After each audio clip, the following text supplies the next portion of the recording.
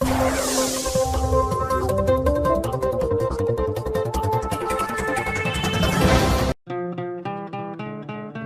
amantes de la historia y bienvenidos a nuestro especial acerca de la comunicación en las dictaduras en América Latina. El día de hoy hablaremos acerca de Colombia y la dictadura del general Gustavo Uribe, que trajo a Colombia la censura y los medios de comunicación para su propaganda política. Comencemos. Colombia, un país que a mediados de los años 40 del siglo pasado tenía una población mayoritariamente campesina. Su mayor fuente de ingresos y actividad socioeconómica estaba enfocada en la agricultura. Finalizando la década de los 40, vivió uno de los cambios sociales más importantes de su historia. El 9 de abril de 1948, así narró desde la emisora Liberal número 2. Pueblo liberal de Colombia, la suerte está echada, no debemos de retroceder un solo instante. El gobierno de Ospina Pérez está tambaleando. Nuestro movimiento se suspende cuando veamos la cabeza de Ospina Pérez rodando por las calles de Bogotá. A la carga, liberales de Colombia, a la carga. El mártir Jorge Eliezer Gaitán, quien vilmente fue asesinado por las manos goras, no puede quedarse impune. Esa muerte debe ser vengada y la vengaremos hasta el último momento. A la 1:30 de la tarde de ese nefasto 9 de abril de 1948, fue asesinado el caudillo liberal José Eliezer Gaitán, por órdenes del Partido Conservador, obviamente, proporcionándole 4 balazos por la espalda cuando éste salía de su oficina entre las calles 14 y 15 con carrera sexta, desencadenando así los hechos de violencia que quedaron registrados en la historia como el Bogotazo que todos conocemos. Masas más poderoso del momento informaba a todo el país del asesinato del candidato liberal a la presidencia de Colombia. Miembros de ese partido se tomaron las instalaciones de la Radio Nacional y culparon al gobierno conservador de turno en cabeza del presidente Mariano Ospina Pérez del magnicidio del jurista político y candidato presidencial e incitaron al estallido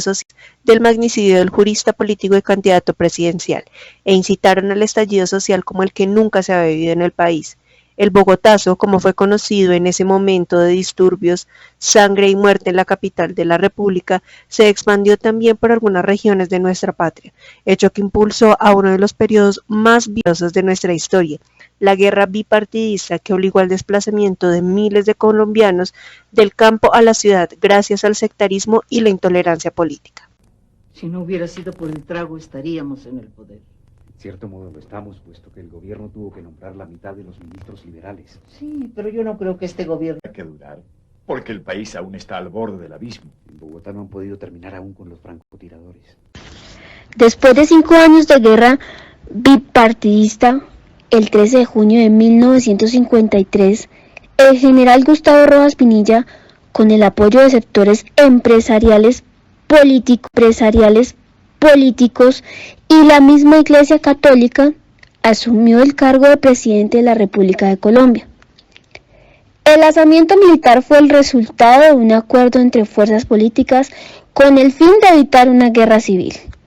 La elección de un militar para dirigir al país después del gran periodo de violencia se dio debido a la incapacidad del Partido Liberal y el Conservador de apaciguar la guerra política que se había formado. En ese sentido, los militares, cara a la opinión política y a la opinión pública, mantenían todavía un prestigio que no se poseían otras fuerzas del orden, como por ejemplo la policía, la cual se encontraba desacreditada principalmente por estar politizada. Desde el inicio de la dictadura de Gustavo Rojas Pinilla, utilizó su imagen como propaganda del régimen, creando consenso popular por medio de alucinaciones de paz y progreso. Por otra parte, hacía referencias populistas de Simón Bolívar y Cristo, y diseñó una estrategia enfocada a sectores analfabetas, utilizando su imagen que pretendía legitimar dentro de su mandato y la conformación de aspirantes populistas. Motivo de profunda emoción es para mí el que esta ceremonia se cumpla en la sala capitular de San Agustín, un relicario, como bien lo habéis dicho, de las esencias de Quito y Cámara Santa del patriotismo criollo. En este escenario tuvo un papel fundamental la Oficina de Información Propaganda del Estado, ODIPE. La imagen del caudillo se volvió omnipresente en diversos escenarios y actividades oficiales y cotidianas de la sociedad del país. Con dineros públicos se realizó la impresión de millones de carteles, fotografías, afiches, pancartas, almanaques y vidrios ubicados en sitios estratégicos de las grandes capitales del país. Además se publicaron los libros 6 meses de gobierno y Un país que trabaja. Es por esto que no es de sorprenderse que al comienzo del mandato este contara con gran aceptación popular y la imagen de un hombre conciliador. General Gustavo Rojas Pinilla, podemos evidenciar que entre los años 1949 y 1957 en Colombia se genera una censura en la libertad de expresión de la prensa, por medio de la censura a los medios de comunicación. Todo esto tenía la finalidad y el propósito de evitar que las masas conocieran la situación de orden público real, ya que como hemos mencionado, el general estaba en el poder para encargarse de la situación y así evitar que se hicieran críticas al régimen político respectivo y de una u otra manera con esto homogeneizar la opinión pública. La metodología utilizada en este caso era la historia social y política, ya que esta permitía de una u otra manera comprender cómo se crean los espacios de opinión. Es así como nos damos cuenta de que con el control de la información de los medios de comunicación se pudo apaciguar la guerra y a los ciudadanos, ya que se generó una venda que no permitía evidenciar bandos distintos al oficialista.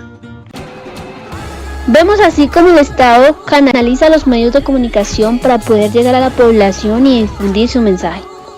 Esto con el fin de tener controladas las mentes de las masas, cumpliendo así una de las denuncias hechas por la escuela de Frankfurt unos años antes. Los medios de comunicación de masas, en lugar de desarrollar la capacidad crítica, provocan mentalidades rígidas y homogéneas críticas.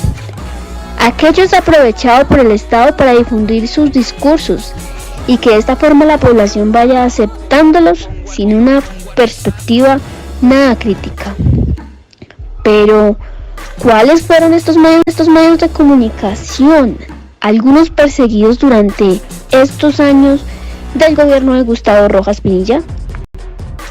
Entre los años de 1953 a 1957, en el gobierno de Rojas Pinilla, los medios de comunicación más importantes eran la Oficina de Información y Prensa del Estado, ODIP, que para la época controlaba toda la prensa y la radio para la imagen de Rojas Pinilla.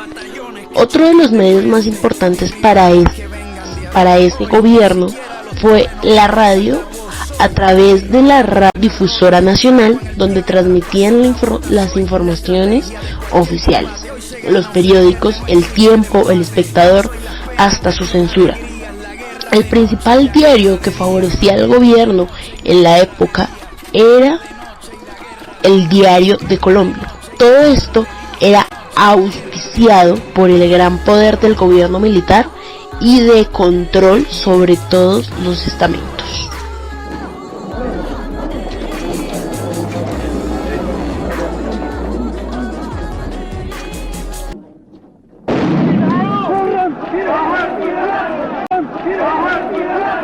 Uno de los peores desastres de la historia de Colombia ocurrió el 7 de agosto de 1956 a la 1:05 minutos de la madrugada en la ciudad de Cali. Este fatídico martes, 7 camiones atestados de dinamita y estacionados frente a la antigua estación del Pacífico estallaron y arrasaron con cerca de 8 cuadras a la redonda. Los medios de comunicación mostraron al país las escenas desgarradoras vividas en la Sultana del Valle.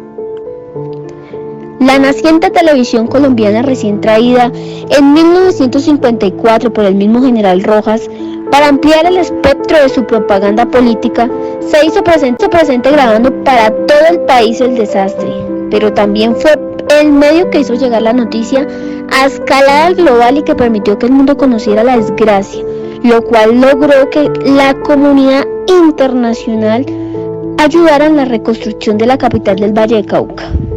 En estos momentos el Rojas Pinilla vivía uno de sus puntos de más baja popularidad. Hacía exactamente un año había mandado a cerrar el periódico El Tiempo, ya que la oposición a su gobierno desde este medio era notable, y la época en la que disfrutaba el apoyo de la clase política del país parecía llegar a su fin. Los buenos términos con la clase política llegaron definitivamente a su fin cuando en junio de este mismo año, con un despliegue publicitario a gran escala, mostraba al país desde el estadio del Campín de Fuerza, un movimiento político empeñado en colocarse por encima de los partidos políticos tradicionales, algo que irónicamente uniría los lazos entre liberales y conservadores, que hasta hacía muy poco se odiaban a muerte en el sentido literal de la palabra.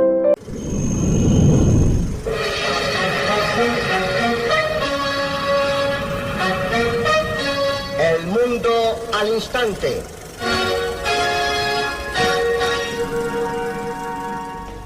La reelección de Gustavo Rojas Pinilla no se llevó a cabo.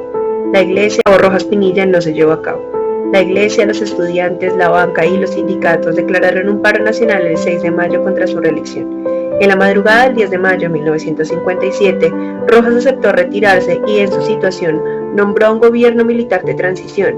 A las 9 de la mañana anunció su renuncia para todo el país a través del Nacional de Colombia y acordó con los miembros de la Junta Militar el exilio y partió ese mismo día para España, la misma nación que albergaba a Laureano Gómez, derrocado por Rojas Pinilla 4 años antes. En 1958, el primer gobierno del Frente Nacional, presidido por Alberto Lleras Camargo, le hizo el primer juicio político a Gustavo Rojas Pinilla, por el cual el general regresó a su país el 11 de octubre de 1958 y el 16 de octubre fue obligado a presentarse ante el Senado para defenderse de las acusaciones en su contra, de las cuales finalmente resultó culpable.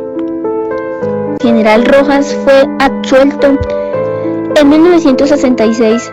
Nunca más pudo volver a ocupar el poder, a pesar de lanzarse a la presidencia en 2 ocasiones, siendo la segunda en 1970, disputando la presidencia contra Misael Pastrana. El presidente Carlos Lleras Camargo censura a los medios de comunicación el día del conteo de votos, y aunque hacia las 8 de la noche iba ganando el general Rojas Pinilla, a las 7 de la mañana resultó que el electo era Misael Pastrana.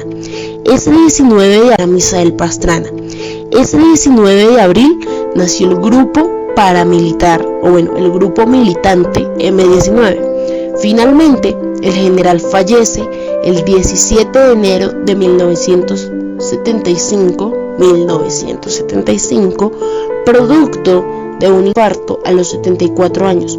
Fue sepultado en el cementerio central en Bogotá.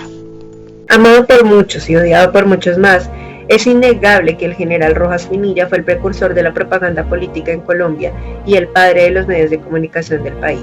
Con el afán de convertirse en el caudillo y prócer de la patria terminó siendo registrado en la historia del país como un dictador de ultraderecha progresista, y por encima de sus desaciertos políticos consiguió atraer a Colombia la innovación y la apertura al siglo XX que necesitaba el país en esos años de guerra. Y con esto llegamos al final de nuestro especial sobre el general Rojas Pinilla. No olvides sintonizarnos mañana para nuestro próximo programa. Adiós, amantes de la historia. Me los como sin plato, el miedo a mí me limpia los zapatos.